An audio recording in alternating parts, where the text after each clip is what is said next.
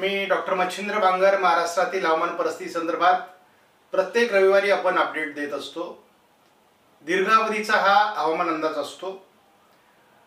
गेल्या वर्षीच्या तुलनेत जानेवारी फेब्रुवारी मध्ये यावर्षी अवकाळी पाऊस कमी झाला। विदर्भामध्ये थोडा पावसाचा प्रभाव जाणवला, गारपीट देखील झाली, परंतु त्या तुलनेत महाराष्ट्रामध्ये पुन्हा एकदा मार्च महिन्यांमध्ये गारपिटीची आणि अवकाळी पावसाची शक्यता अधिक आहे।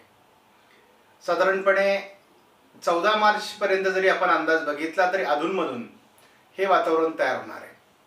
यावर्षी गेल्या वर्षीच्या तुलनेत गारपीट कमी राहील, परंतु अवकाळी पाऊस होणार आहे। त्याच्यामुळे ज्यांचे हरभरे अजून काढणं बाकी आहे, गहू काढणे बाकी आहेत, त्यांना मात्र थोडी काळजी घ्यावी लागणार आहे।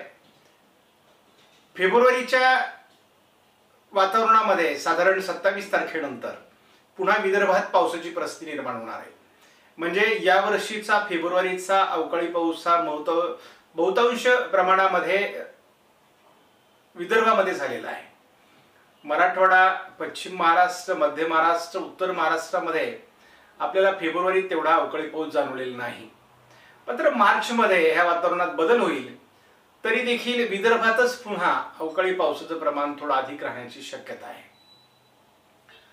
यदा कदाचित WDचा प्रभाव आहे आणि WDचा प्रभाव हा विदर्भावर अधिक जाणवतोय असं म्हणायला हरकत नाही।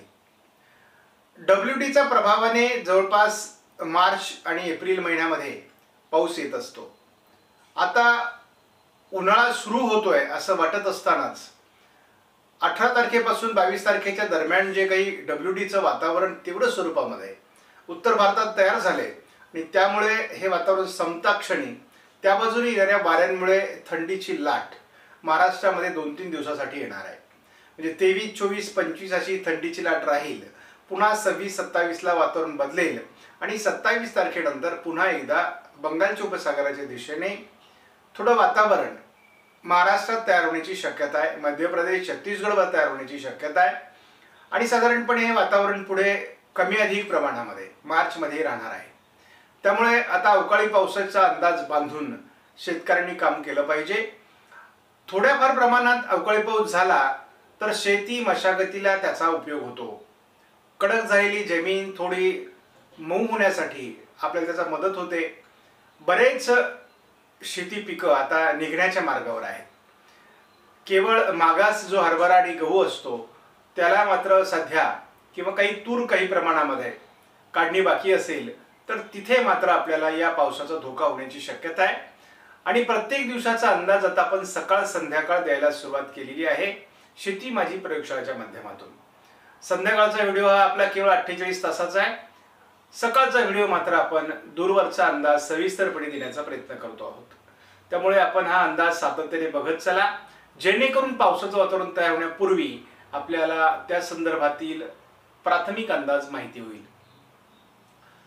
या वर्षीचा मान्सून अतिशय उत्तम बरसणार आहे या संदर्भातला अंदाज आपण यापूर्वी दिलेलाच आहे। परंतु आपल्याला यावर्षी वादळांचं प्रमाण किती राहील किंवा पावसाचं प्रमाण अजून कसं असेल या संदर्भातला आढावा आपण शेती माझी प्रयोगशाळेच्या माध्यमातून 2 व्हिडिओ टाकून घेणार आहोत। आपण हे व्हिडिओ आवर्जून बघा। आपणास व्हिडिओमधील माहिती महत्त्वपूर्ण वाटल्यास लाईक करा, शेअर करा, चॅनलला सबस्क्राईब करा। धन्यवाद।